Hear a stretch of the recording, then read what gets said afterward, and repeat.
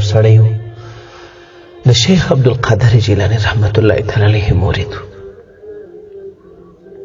یو ځل حمده مبارک دا سړی استاو یو ځای ته د دعوت او د تبلیغ لپاره عالم استاد چې کله هغه رخصت ځینې اخی خبر ورته وایي صاحب قربان ای زما پیر ای زما مرشده ما ته یو څه نصیحت وکړه یو توصیه راته وکړه چې ځان ته باید څنګه ژوند تیر کړم څنګه عمل وکړم شیخ عبدالقادر جیلانی رحمت الله تعالی علیه ورته وفرمیل حکیم الاسلام مولانا قاری طیب صاحب رحمت الله علیه په خپلو خطباتو کې دا واقعه نقل کړې ده د پند او د عبرت نه ډکه کیسه واقعه ده وایي اوري زړه په خوږو باندې واوري نو هغه ورته ویل صاحب ورسه لاړ شه زما درته وصیت دا دی د خدایي دعوه مه کوه او د پیغمبري دعوه مه کوه هغه عالم هغه استاذ هغه د مرید چې دی پیر دی هغه دی تکان وخوړي صاحب ستا سره مې کلونه ستا په مجلس کې تیر شول ستا په اصلاح کې څنګه ممکنه ده چې زه دې د خدایي دعوه او د پیغمبري دعوه وکړم دا ممکنه څنګه ده زه څنګه دا خبر وکړم مطلب تا مې اصلاح هم کړی دی او بیا دا حقیقت هم ته راڅنګه کړم دی چې الله څوک دی د الله رسول سنت دونه پېژندلو سره وروسته که نه پوه هم څه خبره نه وه لیکن زه څنګه دا ته څه راته وایه څنګه د خدای دعوت څنګه کېدلی شي څنګه به یې زه کوم شیخ عبدالقادر جیلانی رحمت الله تعالی علیه ورته وفرمیل صاحب قربان ته په دې پوه شه په دې باندې ته ځان پوه کړه ته ودرېږه زه تا ته سر در خلاص کړم چې د خدایي دعوت څنګه کېږي در پرده او د رسول پرده څنګه در پرده کېږي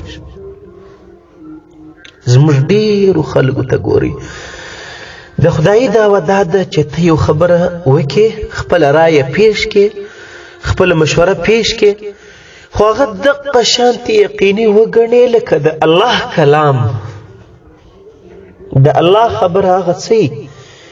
چې که ټوله دنیا هم در په در سي تباه و برباد سي که ټوله دنیا هم نشکوره سي ړنګه سي د الله خبره څه چې الله کړي هغه هم دقه شانتې حق کوي هغه هم دقه شانتې به کېږي لکه څنګه چې الله ویلي هغه کې تبدل و تاخیر ته هېڅ هم نه راځي نو ته پر خپله رایه باندې پر خپله خبره باندې دونه ډټ او ټینګ مه پاته کېږي انسان یې کېدی شي غلطي انسان یې کېدلی شي سوچ و فکر دې نه په رسېږي ته دونه ولې د دغه څه کار اخلي زموږ خلک چې خبره وکړي پف سر در سره ماتوي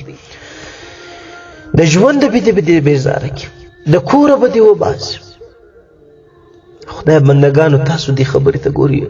او ورته د رسول صلی الله علیه وسلم دعوت څنګه کېږي د رسول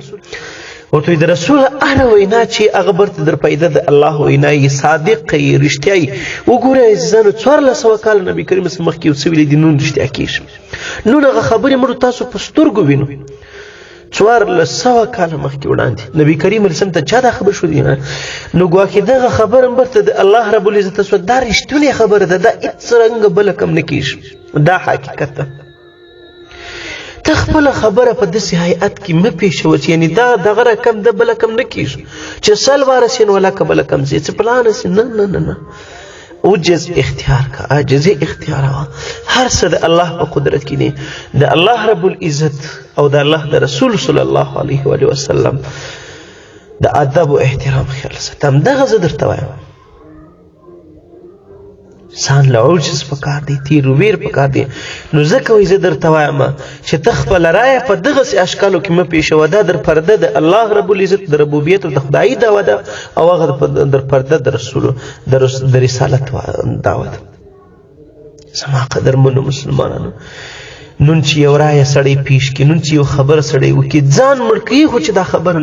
دا خبره نشي بله کم انسانه دا موږ څه کوو الله دې موږ ته هدایت وکړي